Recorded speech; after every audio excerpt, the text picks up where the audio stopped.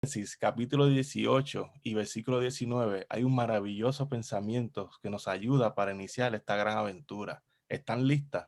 ¿Cuántas dicen amén? Amén. Amén. Amén, amén. Vamos. En Génesis 18:19 dice, porque yo sé que mandará a sus hijos y a su casa después de sí, que guarden el camino de Jehová, haciendo justicia y juicio, para que haga venir Jehová sobre Abraham lo que ha hablado acerca de él. Oremos. Padre, gracias Señor por permitirnos estar aquí reunidos en el estudio de tu palabra. Pedimos a tu Santo Espíritu que esté aquí con nosotros y nos dirija en el mismo, Padre. Bendito seas tú, oh Dios, y ayúdanos, Señor, a que lo que aquí aprendamos podamos ponerlo en práctica para beneficio de nuestra familia. Oramos en el nombre de tu Hijo amado Jesús. Amén. Amén. Amén. Amén. El propósito de este tema es mostrar la importancia de la paternidad responsable y la recompensa cuando hacemos o no hacemos la voluntad de Dios. Desde el libro de Génesis hasta el libro de Apocalipsis, la Biblia nos presenta el trabajo del Espíritu Santo de Dios, pero haremos un énfasis fuerte en el empeño y el interés que Dios pone en la familia. La familia es un proyecto divino. La familia no es un invento humano, mis queridos. La familia es una institución de Dios y Él es responsable. Es por esto que Él nos dejó un manual poderoso que nos ayudará en cada aspecto de nuestra vida familiar. Ser padre en este tiempo no es una tarea fácil por las circunstancias que rodea este mundo, ¿verdad? Estamos viviendo una pandemia, algo sumamente difícil. El encierro fue causa de divorcios y problemas matrimoniales y muchos otros problemas familiares. Lo podemos ver en las noticias. Aunque todas las generaciones de padres se quejan de ser una labor, que la labor es más difícil que la de sus predecesores, es evidente que los problemas a los que se enfrentan los padres de la era digital son muy diferentes y más numerosos que aquellos a los que se enfrentaron nuestros padres. Me atrevo a decir hasta más que a nuestros abuelos o cualquier otra generación anterior. Comencemos con la denominada generación X y los millennials. Son la primera generación de padres y madres en criar a niños que han vivido rodeados de dispositivos digitales desde que nacieron. Según un informe de la Asociación Americana de Pediatría, los niños empezaron a ver la televisión regularmente. Adivina a qué edad. A los 4 años, mis queridos. Pero esto estamos hablando que fue en el 1970. La cosa va cambiando. Mientras que en la actualidad empiezan a interactuar con el mundo digital a los 4 meses. Yo diría que antes, yo tengo una nieta, todos lo saben, que oramos por ella. Ella tiene 6 meses, pero mi nena cuando me llama, yo creo que desde el mes, de hecho, ella nació con los ojos abiertos. Es increíble cómo los niños nacen ahora y aprenden de la era digital muy, muy, muy rápido. Y esto es preocupante. Es por eso que Dios nos recomienda a guiar a nuestros hijos por un buen camino desde pequeño. En el libro de Proverbios, capítulo 22, versículo 6, es un verso que algunos no lo sabemos de memoria, pero vamos a leerlo. A continuación nos dice, instruye al niño en su camino y aun cuando fuese viejo no se apartará de él. Enseñar al niño en su desarrollo, en su vida, en el día a día. Enseñemos a nuestros niños a serle fiel a Dios. Les confieso que aunque yo me aparté del Señor, siempre me venía una inquietud de hacer una oración cuando más angustiado yo me sentía. Fue lo que se me enseñó de niño. Mis queridas, ustedes hicieron su parte instruyendo al niño. Si hoy en día no están en los caminos del Señor, ese niño que ustedes tanto aman, no se reprochen, no se culpen, no sean duras con ustedes mismas. Ustedes hicieron su parte. Solo les resta esperar en el Señor que su oración sea contestada a su santa y divina voluntad, ¿verdad? Así como obró en mí, también va a obrar en la vida de su hijo. Todos sabemos que el Señor no hace acepción de personas, así que seamos fieles a esa promesa. Todo esfuerzo de llevarlo en los caminos del Señor no crea que fue en vano. Así como yo recordaba esos momentos hermosos de la clase de menores, esos versículos bíblicos, ellos también los tienen esos hermosos recuerdos. Y créame, hermana, cuando menos se lo esperen, esas memorias les saltan a la mente, esas memorias hermosas del amor de Dios. Y recuerden y ellos van a recordar de dónde pertenecen realmente. Alabado sea el nombre de Dios. Es importante que como padres desarrollemos en nuestros hogares la oración, desarrollemos el culto familiar, leer la palabra juntos. Luego de los mandamientos en Deuteronomio, en el capítulo 6, el versículo 1, nos habla que guardemos estos mandamientos. En el versículo 2 tenemos un hermoso mandato. Nos habla que le guardemos tú, tu hijo y el hijo de tu hijo, o sea, tu nieto, todos los días de tu vida, para que tus días sean prolongados. Amén. En el 7 nos dice, y nos dice que las repetirás a tus hijos y hablarás de ellas estando en tu casa y andando por el camino y al acostarte y cuando te levantes. Mis queridos, me incluyo, tenemos que despertar, dediquemos tiempo al Señor. Es un mandato, no es una opción. Vamos a comenzar de poco, día a día. Como cuando alguien va a un gimnasio, no levanta unas pesas de 300 libras el primer día que llegó, ¿verdad que no? Él va poco a poco sumándole libras, así como el que corre. El que corre no corre 2 millas de una soltada. Yo no podría correr 300 metros si no tengo esa costumbre de hacerlo, ¿verdad? Me podría hasta desmayar de cansancio o un mareo le puede dar a uno. Así que ejercitamos esa fe, ejercitamos la fe poco a poco. Y les aseguro que estas cosas ayudarán a fomentar un ambiente tal que el niño, aun cuando pasen los años, no podrá borrarlo de su mente. Estas enseñanzas de mi madre en los caminos de Dios no se me borraron nunca. Esos recuerdos vivos siempre están ahí. Perseveremos peleando por nuestros hijos. Pidamos a Dios en la mañana y en la tarde, pero pidamos en detalle. Pidamos en detalle por las cosas que aquejan a nuestros hijos. Los hijos son los frutos que Dios nos ha dado y en el día final Él nos va a pedir cuenta por los frutos que nos dio. Nos puede hacer una pregunta similar a esta. ¿Dónde están los frutos que te di? Abraham, Abraham considerado como padre y guía de su nación. Dios tenía la plena seguridad de que Abraham sería fiel en cumplir la responsabilidad sin nada. Esto está en Génesis 18-19. Y nosotros, estamos nosotros mandando a nuestros hijos y nuestra casa que guarden el camino de Jehová, o en nuestra casa cada cual hace lo que le viene en gana. Como padres, complacemos a nuestros hijos en todo. Sabemos decir que no a un capricho o a un berrinche. Sabemos, mis queridas, sabemos controlar la tecnología de nuestros hijos. Lo que nos lleva a la historia de Elí y sus hijos. Se le conoce como la historia de los pecados de los hijos de Elí. Otros la conocen como el pecado de Elí. Para nosotros será una historia que le sacaremos un buen aprendizaje en esta noche. En el libro Patriarcas y Profetas, en la página 621, nos dice, el caso de Elí fue uno triste en relación con su responsabilidad como padre. Elí era un padre indulgente, amaba tanto la paz y la comodidad que no ejercía su autoridad para corregir los malos hábitos ni las pasiones de sus hijos.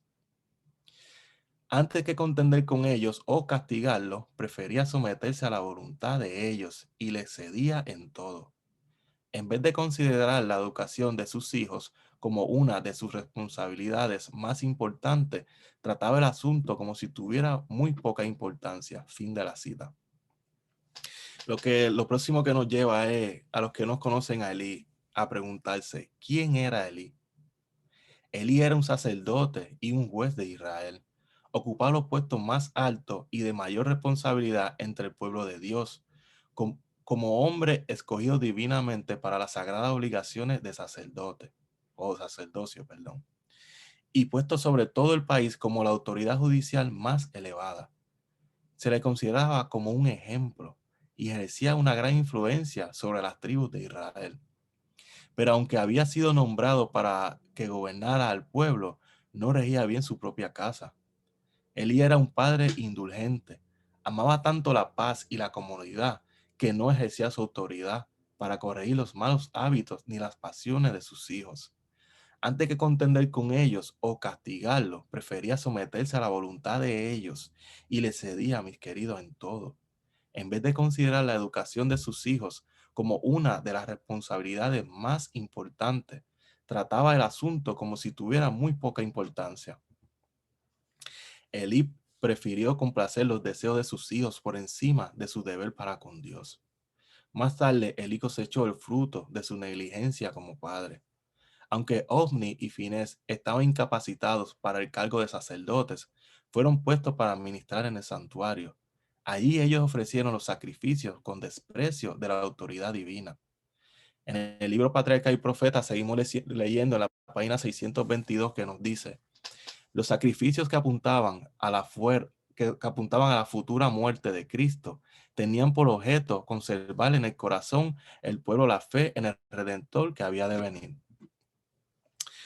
Los hijos eran irreverentes en el santuario y exigían más de lo que les pertenecía a los sacrificios. Esta irreverencia por parte de los sacerdotes no tardó en despojar los servicios del santuario de su significado santo y solemne. Esta historia la podemos ver en 1 Samuel, capítulo 2, versículos del 2 al 17. Veamos las consecuencias de la indolencia. Como padres responsables, debemos reprender el mal proceder de nuestros hijos. No lo ocultemos. No excusemos a nuestros hijos cuando fallan, mis queridas. Ese fue el caso de Elí, y cuando quiso corregirlo ya fue demasiado tarde. Ya no había marcha atrás. Lo que sigan sus propias inclinaciones en su afecto ciego por sus hijos y permitiéndoles que satisfagan sus deseos egoístas, no les hace sentir el peso de la autoridad de Dios para reprender el pecado y corregir el mal. Ponen de manifiesto que honran a sus hijos impíos más que a Dios, sienten más anhelo por escuchar la reputación de ellos que glorificar el nombre de Dios, y tienen más deseo de complacer a sus hijos que de agradarle al Señor y de mantener su servicio libre y de toda apariencia del mal. Mis queridas, vayamos a Hebreos, busquemos en la Biblia el libro de Hebreos, capítulo 12. Hebreos, capítulo 12 y versículos del 6 al 7. En el 6 nos dice: porque el Señor al que ama disciplina y azota a todo el que recibes por hijo. Si soportáis la disciplina, Dios os trata como a hijos, porque ¿qué hijos es aquel a quien el Padre no disciplina? En esta noche se ha presentado dos casos completamente diferentes. Por un lado, el caso de Elí, quien no fue responsable en la custodia de sus hijos. Por el otro lado, Abraham, de quien dijo Dios: yo le he conocido, sé que amandará a sus hijos y a su casa después de sí, que guarden el camino de Jehová, haciendo justicia y juicio. ¿Cuál de estos padres eres tú? ¿Cuál de estos padres soy yo? En el libro Patriarca y Profeta, en la página 625, nos dice: aquellos que no tienen suficiente valor para reprender el mal, o que por indolencia o falta de interés no hacen esfuerzos fervientes para purificar la familia o la iglesia de Dios, son considerados responsables del mal que resulte de su descuido del deber. El Señor bendiga a cada hogar aquí representado y a cada madre que estemos aquí, que están aquí reunidas, ¿verdad? Oro al cielo para que os dé sabiduría y valor para llevar a sus hijos al Señor. Para ir concluyendo, mis queridas, el Señor creó la familia humana, a cada hombre y mujer. El Señor creó la idea de la familia. Quiere hacer de cada uno de nosotros un templo para Él con un propósito. Cuando no se vive, se muestra o se refleja ese propósito, entonces nos apartamos del plan de Dios en nuestras vidas.